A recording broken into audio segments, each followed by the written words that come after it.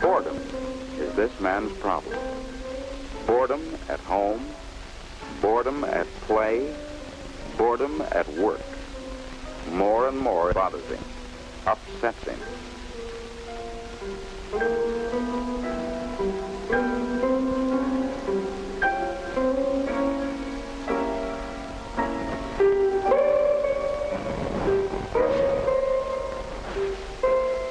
Today, finally, acting at the suggestion of his family doctor, he's made an appointment to see a psychiatrist.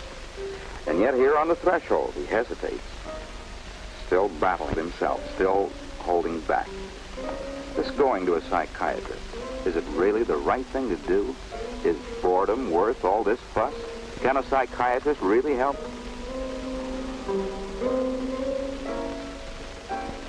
For Hugh, such thoughts are a source of deep and disturbing conflict. A new conflict to add to the half-dozen other inner struggles already racking him. There's the battle between his love for the outdoors and the endless hours he spends chained to his desk. He's torn between a basic shyness that needs solitude and a job that makes him work with people.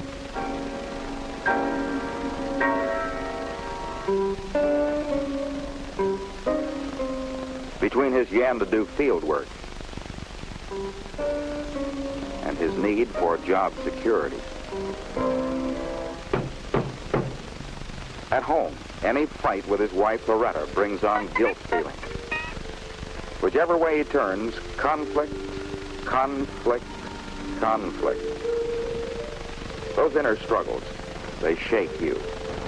It's reached the point where he's no longer certain how he does feel, or even if he feels. But how to find out about your feelings? How do you rid yourself of the conflicts that breed tension and ultimately boredom?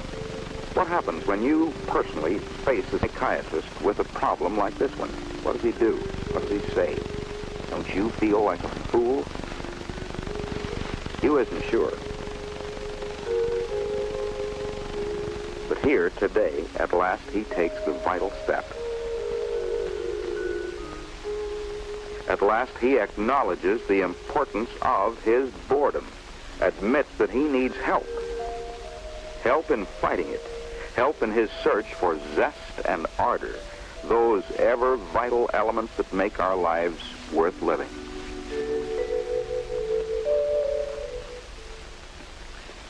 Well, that takes care of the statistics, Mr. Marriott.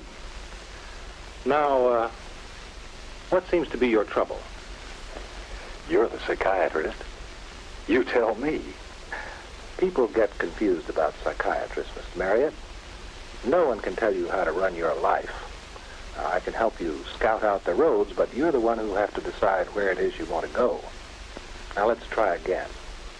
What is it that's bothering you, the way you see it? What's bothering Hugh? It's almost easier to tell what isn't. Sure, boredom's the issue, but it reaches into so many areas.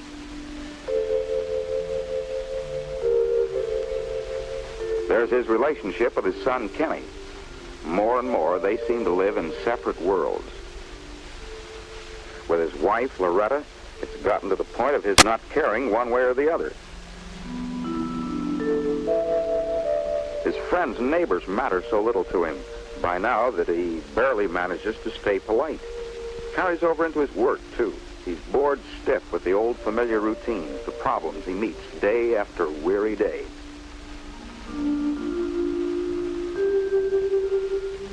He can't stand the people he has to deal with, hunts excuses to be rid of them.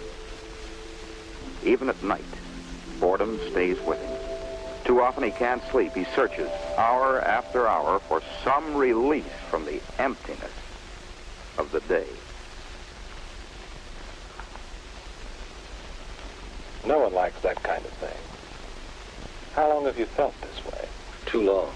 Months. Years. I can't even remember when I really cared about anything. But back when you were a boy, though. Oh, then?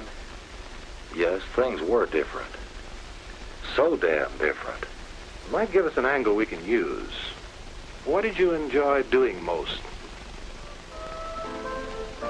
The things a man remembers when he thinks back, the happy times he knew when he was a kid.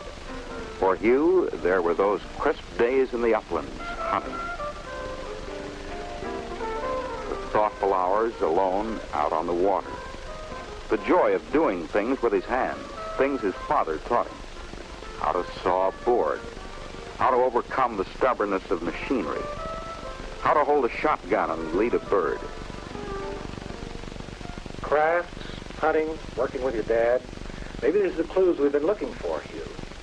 No matter how bored a man is, he can break loose sometimes if he can zero in on the things that meant the most to him as a youngster. You might even pass some of them on to Kenny. To Kenny? Ever try working with him? Sometimes. Not much. Might not do any harm to think about it. You never know for sure what's going to help in this business. I have a free hour next Tuesday if you'd care to drop by, say 2 o'clock. I guess so. Doctor, this whole business has me all upset. Can you prescribe something for me? A tranquilizer, perhaps? Medicine helps sometimes, but let's wait a while. You may not need anything once you understand what's bothering you. All right. Home again, and hope begins to grow in Hugh. He wants to reach out, do something, like with Ken, the way Dr. Jeffers suggested. If only they could work together, build a doghouse maybe. Only things don't always shape up quite the way you figure.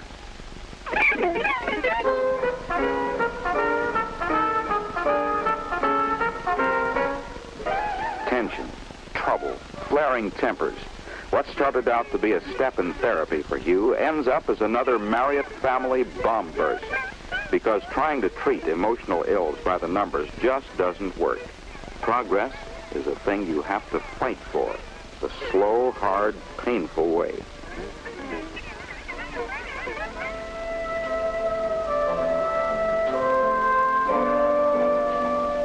Yet Dr. Jeffers doesn't seem too upset when he hears about it all at Hugh's next session.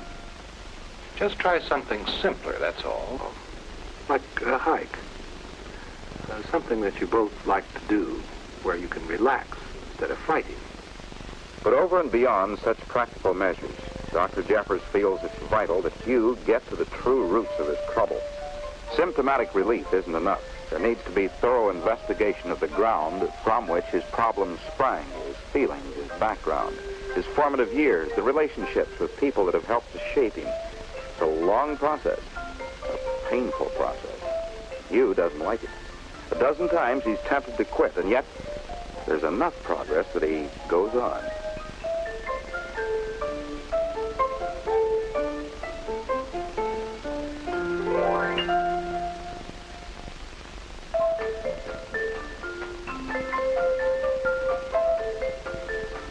Meanwhile, first chance he gets, he takes Ken hiking.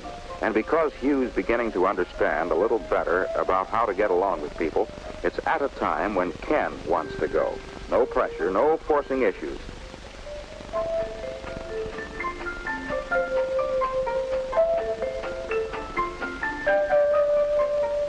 Out here for this brief moment, Hugh relives again some of the happy hours of his own childhood, full of surprises, full of the pleasure he always found in the open. Away from pressures, away from conflicts. It's a thing he can share with Ken now. A thing that creates no tensions, makes no demands upon them. Just the oneness of father and son walking along the water's edge together.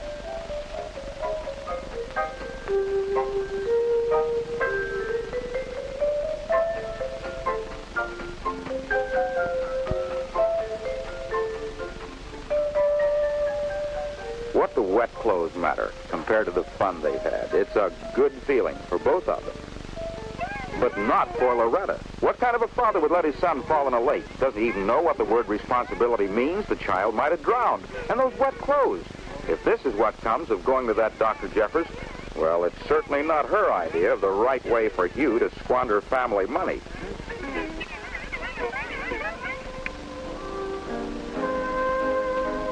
Dr. Jeffers understands, though he does wonder about one thing. Why is it so important, Hugh? Why is what important? Loretta's approval.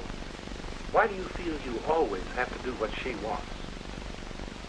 Why? That's the kind of question that sets Hugh groping without an answer. What about other husbands? Do they play it the same way Hugh does? There's Betty Evans. Paul won't even let her hold a job. Her days drag endlessly. Cornelia Beard, she never knows where Claude is or when he'll be home. The way he cheats on her is a scandal. Maxine Finsterwald's husband won't let her have children. Too much bother, too much expense. So, Maxine is left empty and envious, unfulfilled. And Paulette King, how she dreads those camping trips her husband dragged her off on.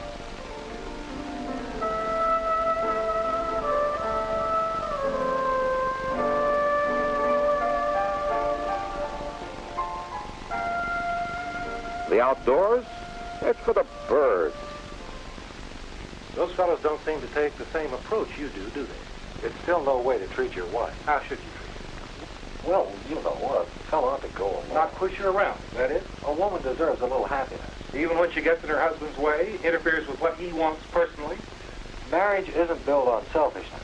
Oh, I agree, but there are other ways to look at it, aren't there? I guess so. But you don't buy them.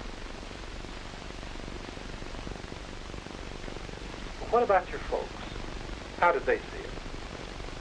How had they seen it? For the first time, it dawns on Hugh that his attitudes, well, there's something he takes for granted. His mother saw to that, whether the issue was dirty nails or bad manners or sloppy clothes or not making enough money.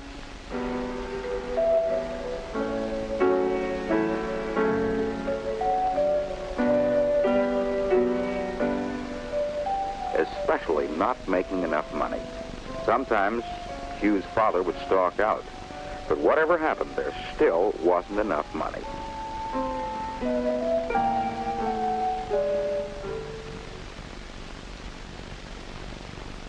Could all that family trouble have influenced Hugh, conditioned him to accept his mother's idea of how a husband ought to act?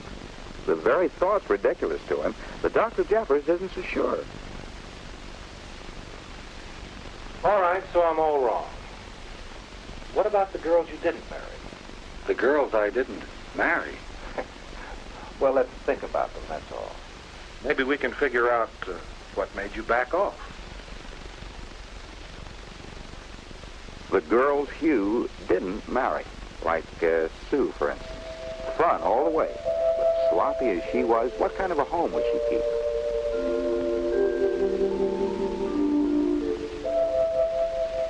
Barbara was the hottest date in town. Too hot to make the right wife for a respectable man. Judy, she looked like $1 million. Spent money that way, too. Too expensive. Winifred had ideas. Ideas so far out, they scared a man.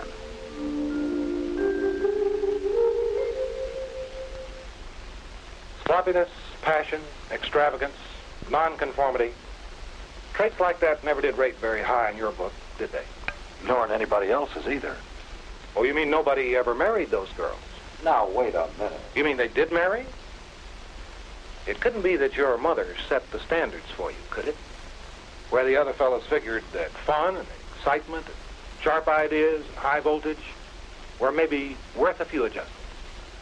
Loretta, it finally dawns on Hugh that in a lot of ways, she's like his mother. The standards she holds to, the things she believes in, they're the same. And it's not a very comfortable discovery. Besides all this business about Hugh's parents, it upsets him, leaves him feeling worn and torn and guilty. Again, Dr. Jeffers reacts, this time to challenge Hugh's memories of his childhood. Your folks had their share of fights, all right. There's a place in marriage for fighting. What I'm questioning is your interpretation of their squabbles. After all, they didn't divorce, did they? Divorce? No. Matter of fact, when Hugh thinks back, there were even a good many moments of tenderness. Wild flowers his father would bring home to his mother. The way she'd make hot rolls for him morning after morning. The long summer evenings they spent in the porch swing, relaxed and happy. The cold winter mornings when they'd let Hugh sneak into bed with them.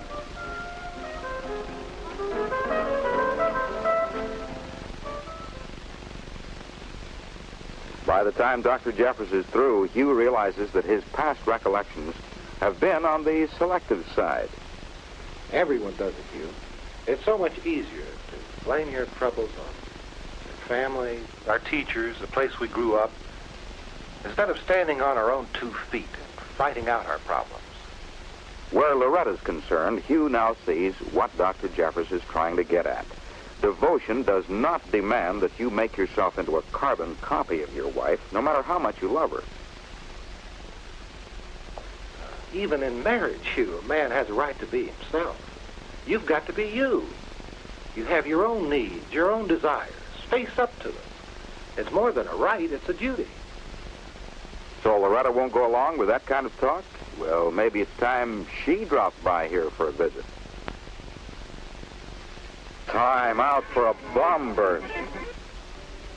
When it's over, Dr. Jeffers manages to sneak in a few thought-provoking questions. Why is it so vital that Hugh's nails be clean? Is it really sinful for a man not to care about bridge? What's wrong with hunting and fishing? Who's hurt or even inconvenienced? Time out again for sputtering. Weeks and weeks of sputtering. When it dies down, there's another question, a deeper, less symptomatic, more important question. What kind of a man was your father, Mrs. Marriott? Loretta's father? It's hard for her to talk about him even now. A loud man, a harsh man, an aggressive man. He shaved when he felt like it, if he felt like it. Insulted visitors right and left. What he wanted was what counted. And if that meant humiliating or outraging his wife, that was her hard luck.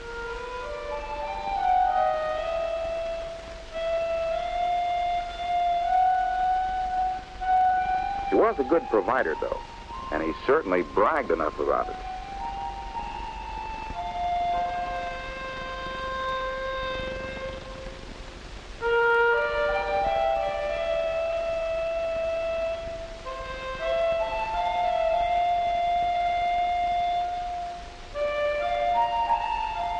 Loretta's father taught her how husbands behave if they're given half a chance. Often she hated him, swore she'd never let any man abuse her the way her father had her mother. Again, it's as it was with Hugh. Loretta saw her parents through the haze of her own distorted feelings. She forgot the nice things they did for each other, the happiness they knew together, remembered only the fragments that reinforced her own ideas. Ideas too often born of a child's misunderstanding, ungrounded in reality. Those attitudes, those ideas, she carried them over into marriage, clings to them still. A case in point? Well, she's always been impressed by Hugh's thoughtfulness, his consideration. And yet, the way he knuckles under disturbs her somehow. She misses her father's arrogant masculinity, his swagger, his decisiveness, even his violence.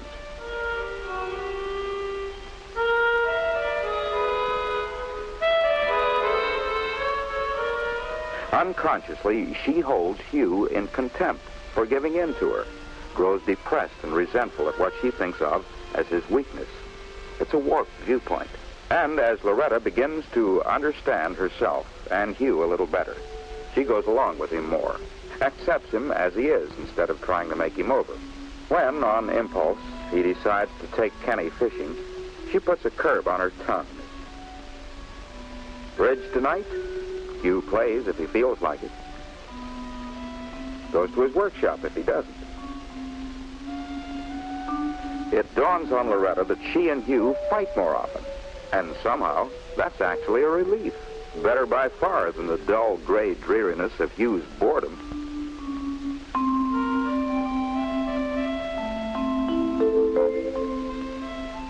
As time goes by, it's obvious that he feels more alive, freer, more aggressive, more dominant, until finally, one night... Not tonight, Hugh. I have an awful headache. I mean it, Hugh. Relax, honey. Everything's going to be all right.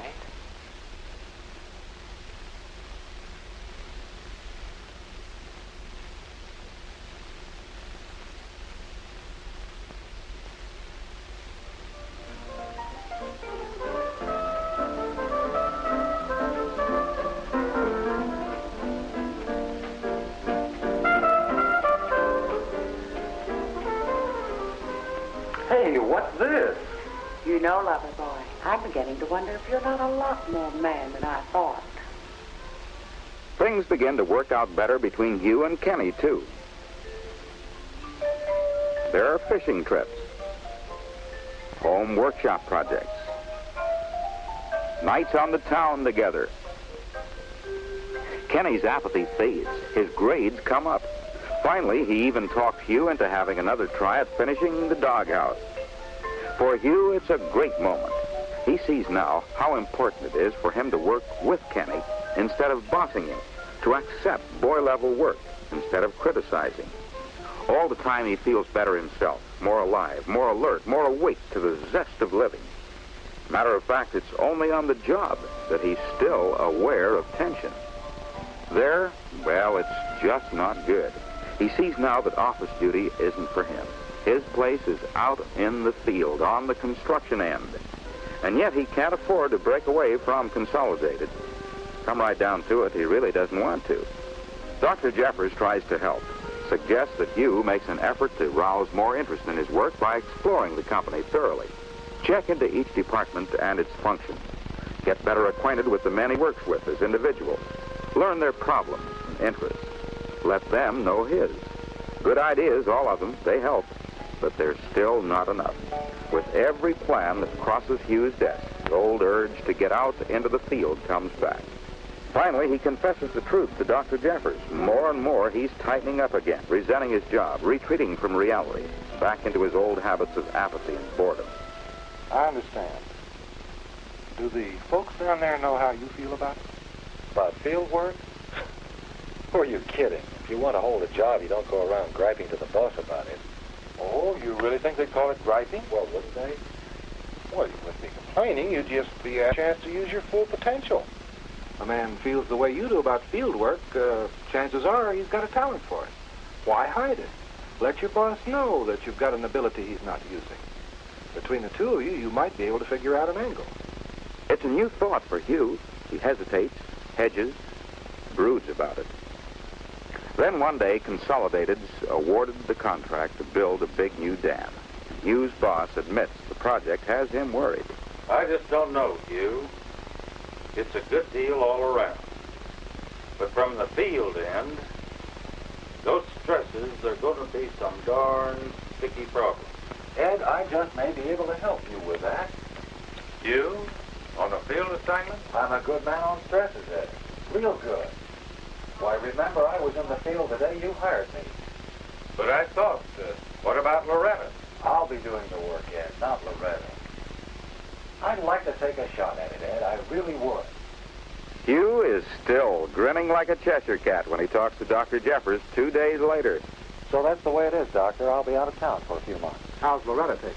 I gave her a choice. Either stay here or come along in a house trailer. She's coming. What about Kenny? He's on cloud 9 thinking about the trout in those mountain streams. So now might be a pretty good time to take you off therapy for a while. Could be. Is there a cure for boredom, then? Hugh still isn't sure. Too many things depend on what you mean when you say cure. But he does know that slowly, painfully, you can learn to live a richer, fuller life. If only you'll be yourself. Fight through and resolve your inner conflicts. Face the person that you really are. Only thus can you bring to a successful end your search for zest and ardor. Free yourself of apathy and solve forever your problems of boredom at work.